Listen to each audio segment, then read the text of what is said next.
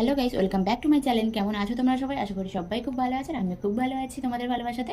এখানে দেখো রেডি হয়েছিলাম ভিডিওর জন্য। আমি তো আগেই বলেছি যে আমি যখনই ঘরে রেডি হই সেটার একটাই কারণ, সেটা হলো ভিডিও করার জন্য।